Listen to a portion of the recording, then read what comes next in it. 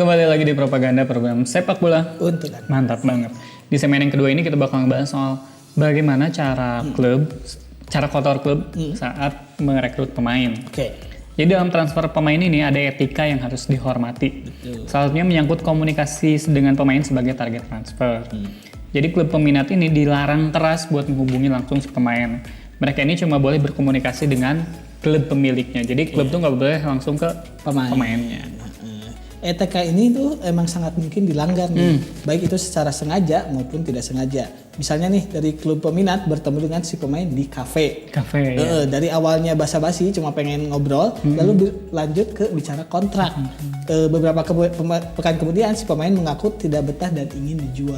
Jadi kayak pembicaraannya tuh jadi kayak disinyalir ada ajakan-ajakan buat pindah. Betul. Ya, perilaku ini tuh disebut sebagai tapping up. Betul. Ini merupakan proses terlarang yang melibatkan perwakilan dari pemilik klub mendekati agen atau pemain tanpa bicara dengan klub si penjualnya gitu. Cara resmi untuk merekrut pemain yang punya kontrak di klub lain adalah dengan membangun komunikasi dengan klub penjual. Dengan klub ya. Ya. Nah, setelah komunikasi tersebut baru ada tawaran resmi yang dilayangkan. Boleh baru.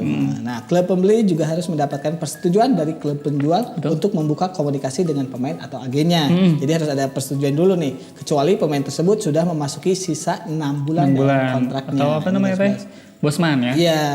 Akan tetapi si tapping up ini masih kerap ditemui sebenarnya dalam proses transfer pemain. Tujuannya ya untuk memastikan kalau si pemain ini memang tertarik. Jadi walaupun dia kontraknya belum berakhir, tapi kalau misalnya udah kebelet banget, biasanya udah ada nih cara-cara kotor buat tapping up ke pemain itu gitu. Nah, ini ada beberapa jenis tapping up. Oke. Jadi biasanya tapping up ini dilakukan oleh agen pemain di belakang layar. Jadi nggak ada yang tahu kayak tadi ketemu di bar. Iya, nggak mungkin secara terbuka banget. Betul. Gitu. Tapi ada yang lebih sering ditemukan Kak, yaitu memuji si pemain di media. Jadi kan suka ada tuh pelatih, ya dia bagus, mungkin dia bisa bermain di klub kami. Nah itu tuh salah satu contoh tapping up ya, benar. Selain itu, salah seorang pemain di klub pembeli yang satu negara dengan pemain target juga biasanya dikasih tugas. Jadi agen. Jadi agen. Spy beneran nih, agen spy yang tadi. Tugasnya adalah memujuk rekan senegaranya tersebut untuk pindah ke klub yang ia bela. Contoh nyatanya adalah Xavi yang membujuk Cesc Fabregas untuk pindah dari Arsenal ke Barcelona. Wah, dan itu berhasil. Padahal lagi bagus-bagusnya waktu itu. Bagus-bagusnya di Arsenal. Agen biasanya tuh bilang ke klub pemilik kalau pemainnya ingin pergi. Ia bertanya berapa yang harus dibayar agar pemainnya bisa pergi. Nah, informasi ini kemudian diberikan ke klub pembeli. Jadi soalnya biasanya si klub pembeli ini tidak akan melakukan pergerakan sebelum ada informasi yang memastikan kalau si pemainnya juga akan dijual oleh klub pemilik. Jadi ya pendekatannya nggak mungkin dia mau dibeli sama kita nggak ya? Harus ada pendekatan dulu lewat si agen. Lewat si agennya ya. Jadi buat mastiin kalau misalkan biar nggak malu gitu, kayak misalnya kita nanya, aku mau beli itu dong, dia nggak dijual. Iya, gitu. Tetap harus ada pergerakan di balik layar dulu. Balik layar. Nah ternyata ada aturan kayak yang melarang si tapping up ini.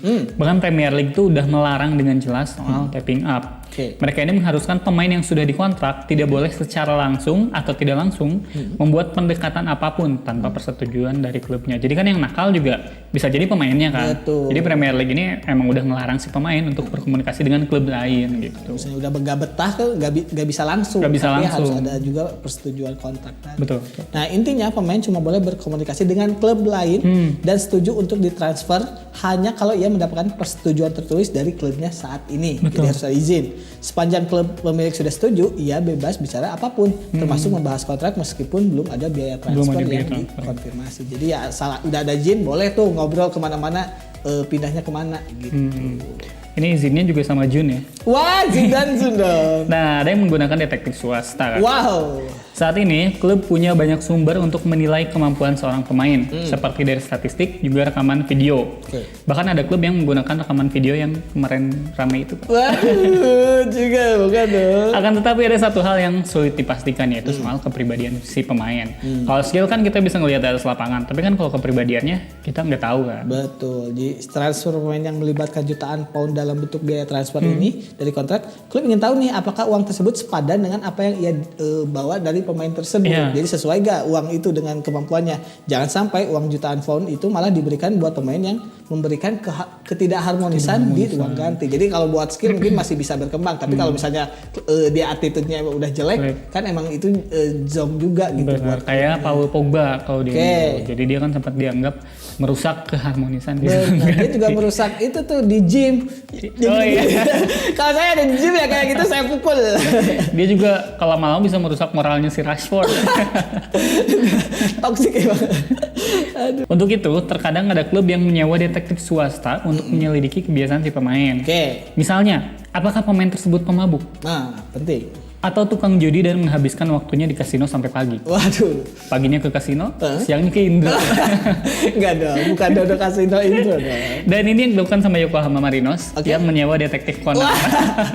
Pertama, itu Kogorobari kalau mau disewa. Kedua, gak ada di dunia nyata. Nah, pencarian pemain ini menjadi penting bagi klub pembeli nih. Namun mereka tidak bisa melakukannya dengan cara legal karena proses yang panjang biasanya. Jadi ya emang harus biasanya pakai detektif yang pakai yang sembunyi-sembunyi juga. Kindaichi. Benar. Terus jadi Holmes mungkin ya Sherlock Holmes. Itu tadi ya, ternyata dalam soal merekrut pemain juga ada cara-cara yang tidak boleh gitu, cara-cara ilegal yang dilakukan oleh klub. Dan itu dinamakan tapping up. Itu tadi pembahasan kami soal tapping up. Jangan kemana-mana, tetap di Propaganda, program sepak bola. Untuk Anda. Mantap.